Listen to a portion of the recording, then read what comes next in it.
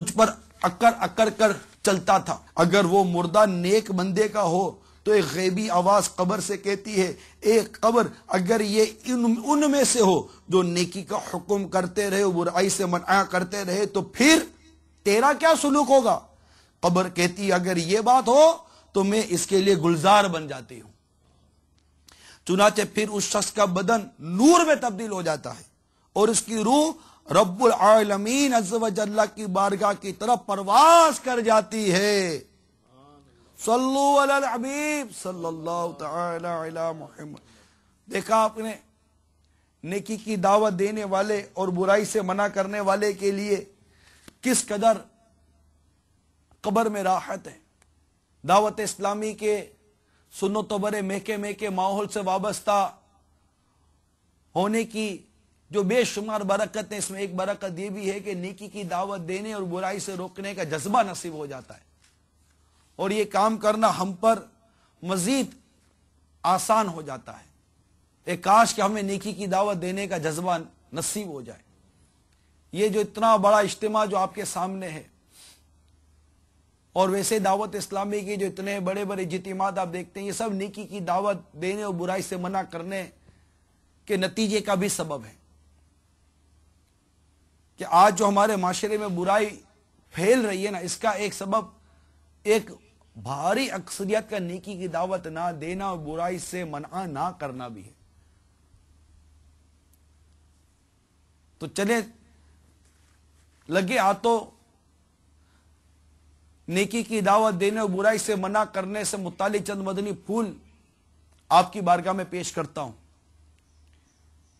اسے دل کے کانوں سنیں، انشاءاللہ عز و جل امید ہے کہ ہمیں نیکی کی دعوت دینے اور برائی سے منع کرنے کا ذہن نصیب ہوگا۔ صلو علی الحبیب صلی اللہ تعالی علی محمد۔ چنانچہ ہمارے شیخ طریقت بانی دعوت اسلامی امیر اہل سنت حضرت علامہ مولانا محمد الیاس قادری رضوی مدہ ذل العالی اپنے رسالے زلزلہ اور اس کے اسباب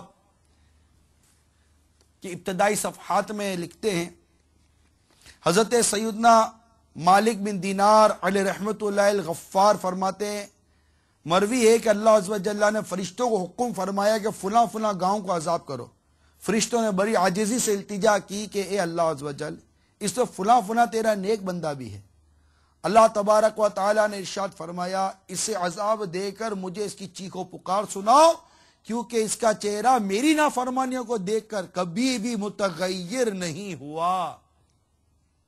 ایک اور حدیث پاک میں اللہ عز و جل کے محبوب دانع غیوب منزہ عین العیوب صلی اللہ تعالی علیہ وسلم کا فرمانی عبرت نشان ہے، قسم ہے اس کی جس کے ہاتھ میں میری جان ہے، یا تو تم اچھی بات کا حکم کرو گے اور بری بات سے منع کرو گے، یا اللہ عز و جل تم پر اپنا عذاب بھیجے گا، پھر دعا کرو گے اور تمہاری دعا قبول نہ ہوگی۔ میٹھے میٹھے اسلامی بھائیوں، آپ نے دیکھا بگڑے ہوئے لوگوں کو نیکی کی دعوت پیش کرنا کس قدر ضروری ہے۔ لوگوں کو برائیوں میں مبتلا دیکھ کر باوجود قدرت ان کی اصلاح کی کوشش نہ کرنے والوں پر بھی عذاب آنے کی وعیدیں ہیں۔ حضرت سیدنا ابو درداء رضی اللہ تعالی عنہ سے مروی ہے، تم نیکی کا حکم کرو ورنہ تم پر کسی ظالم بادشاہ کو مسلط کر دیا جائے گا جو تمہارے چھوٹوں پر رحم نہیں کرے گا، اور تمہارے نیک لوگ دعا کریں گے اور ان کی دعائیں قبول نہیں ہوں گی، وہ معافی مانگیں گے مگر ان کو معافی نہیں ملے گی۔ نیکی کی دعوت کی بڑی اہمیت ہے۔ مسلمان جب گناہوں میں مبتلا ہو تو اس وقت اس کی اصلاح کے لیے ضرور بھی ضرور کمر بستہ ہونا چاہیے۔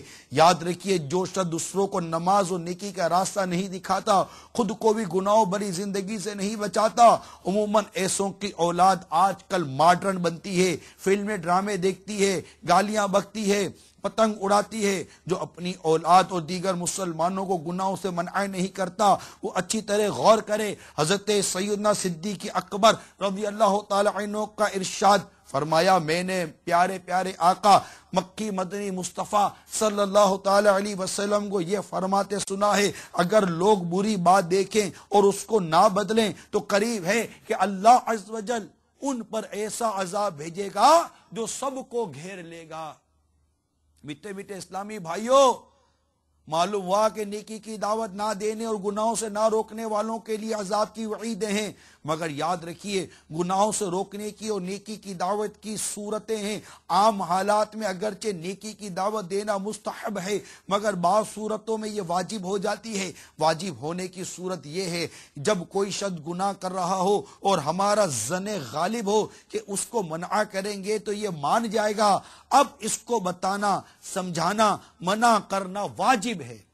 اب ہم کو غور کرنا چاہیے کہ یہ واجب کون ادا کر رہا ہے۔ مثلا آپ دیکھ رہے ہیں کہ فلاں بلا عذر شرعی نماز کی جماعت ترک کرنے کا گناہ کر رہا ہے، اور وہ آپ سے چھوٹا بھی ہے، بلکہ آپ کا ماتحت ملازم یا بیٹا بھی ہے، اور آپ کا ظن غالب بھی ہے کہ سمجھاؤں گا تو مان جائے گا، مگر آپ اس کی اصلاح کی کوشش نہیں فرماتے تو آپ گناہ گار ہوں گے۔ افسوس، صد افسوس، آج یہ گناہ بہت زیادہ ہو رہا ہے، اور خبردار کہ یہ بہت بڑے خطرے کی بات ہے۔ تو جو نمازیں بھی پڑھتے ہیں، بظاہر خود کو نیکی کی راہ پر بھی رکھتے ہیں، ان کے لیے ان باتوں میں بھی بڑی عبرت ہے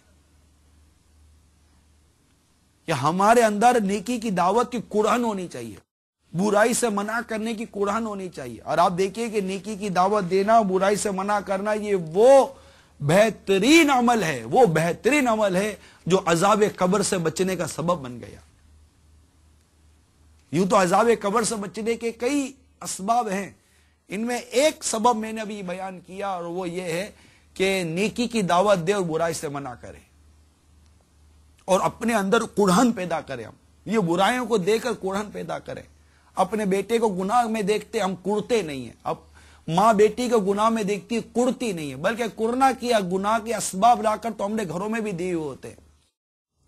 ہمارے بچے ہمارے ہی دی ہوئی آمدنی، ہمارے دی ہوئی رقم سے تو فلمیں دیکھتے اور فلمیں گھر میں لاتے ہیں، گانوں کی کیسیٹیں سنتے ہیں، جبکہ ہمیں جانتے ہیں کہ اس وقت تو اس قدر گانوں میں کفریات آ گئے، گانوں میں کفریات ہے، گانوں کے جو اشعار ہوتے ہیں پھر جسے گنگنایا جاتا ہے، اسی طرح مزاحیہ قسم کے جو وہ چٹکلے قسم، مزاحیہ قسم کے جو یہ پروگرام ہوتے ہیں، سلسلے ہوتے ہیں، ان میں بھی کفریات کا کم بکے جاتے ہیں۔ فلموں میں کیا کفریات بکنے کی کیا آپ کو اطلاعات نہیں ہے؟ اگر ان میں سے کوئی کفر ہمارے دماغ میں پھنس گیا، کوئی کفریہ جملہ ہماری زبان سے نکل گیا، اور یہ جانتے ہوئے کہ یہ کفر ہے اور ہم نے بک دیا، تو ہمارا بنے گا کیا؟ کبھی سوچتے نہیں ہم۔ اللہ تعالیٰ نے اس قدر بڑی نعمت ہمیں ایمان کی دولت عطا کی، اس کی حفاظت کی کوئی پرواہ نہیں۔ شوہر دیکھے کہ اس کے بچوں کی امی گناہوں میں مبتلا ہوتی جا رہی ہے، نماز قضا کر دیتی ہے اور دیگر گناہ کرتی ہے، وہ روکتا نہیں ہے۔ کیا بچوں کی امی اگر بچوں کے ابو کو گناہوں میں دیکھتی تو کیا وہ شرعی تقاضوں کو پورا کرتے ہوئے کیا اس کی اصلاح نہیں کر سکتی؟ گھر کے اندر کا ماحول بھی کہاں مطلب کہ اصلاح کرنے کی طرف لے کے جا رہے ہیں۔ اسی طرح رشتہ داروں میں، اسی طرح محلے کے اندر، اسی طرح اپنے شہر کے اندر، آپ جن جن شہروں سے آئیں کبھی اپنے شہروں کا حال تو دیکھیں، مسجدوں کا حال تو دیکھیں۔ کبھی فجر کی نماز کسی مسجد میں جماعت سے پڑھنے کے لیے پہنچے تو صحیح پتہ چلے کہ آپ کے محلے کے اندر نمازیوں کی تعداد کتنی ہے۔ ایک تعداد ہے جو نماز پڑھنے کے لیے تیار ہی نہیں ہوتی۔ معاذ اللہ ایسی کیفیت ہے کہ اگر مسلمان کو کہا جائے کہ آئے نماز پڑھتے ہیں تو سامنے سے کہتا ہے کہ میرے کپڑے ناپاک ہیں۔ مسلمان کو نماز پڑھنے نہیں آتی، مسلمان بیچارے کو غسل و وضو کا طریقہ نہیں آتا، انہیں کون یہ غسل و وضو کے طریقے سکھائے گا؟ کون انہیں نماز کی دعوت دے گا؟ انہیں کون نماز پڑھائے گا؟ انہیں کون سنتوں کا عامل بنائے گا؟ ایک کاش یہ قرآن ہمیں مل جائے، ایک کاش امیر اہل سنت کی قرآن کا صدقہ مل جائے۔ آج یہ جو دعوت اسلامی کا ٹھاٹے مارتا سمندر ہے، ہفتہ وار اجتماعات، بین الاقوامی اجتماعات، تو یہ صوبائی اجتماعات، اور یہ دنیا بھر میں ہونے والے جلوس میلاد اور اجتماعی میلاد، اور اس کے مناظر جو آپ مدنی چینل پر بھی دیکھتے رہتے ہیں۔ 1980-81 میں امیر علیہ سنت نے اپنے رفقا کے ساتھ مل کر دعوت اسلامی کے مدنی کام کا آغاز کیا۔ آج 2009 ہے، کتنا عرصہ ہوا؟ اس مختصر سے عرصے کے اندر اللہ تبارک و تعالیٰ کے اس نیک بندے نے اللہ کی رحمت سے، اللہ کی مدد سے، اس مختصر سے عرصے میں دنیا میں کیسا مدنی انقلاب برپا کر دیا۔ قرآن اصلاح امت کا جذبہ کہ نیکی کی دعوت دینا، برائی سے منع کرنا، یہ بھی عذاب قبر سے بچنے کی ایک صورت میں نے بیان کی۔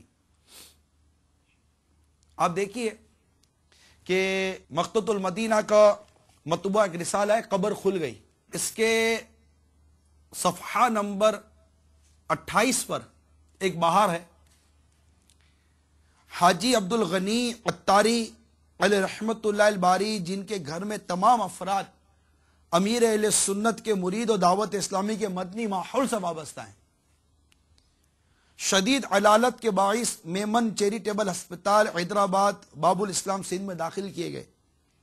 19 ذوالحجۃ الحرام 1426 سن ہجری کی صبح ان پر شدید گھبراہٹ طاری تھی، مگر اچانک وہ تیمم کر کے نماز ادا کرنے لگے۔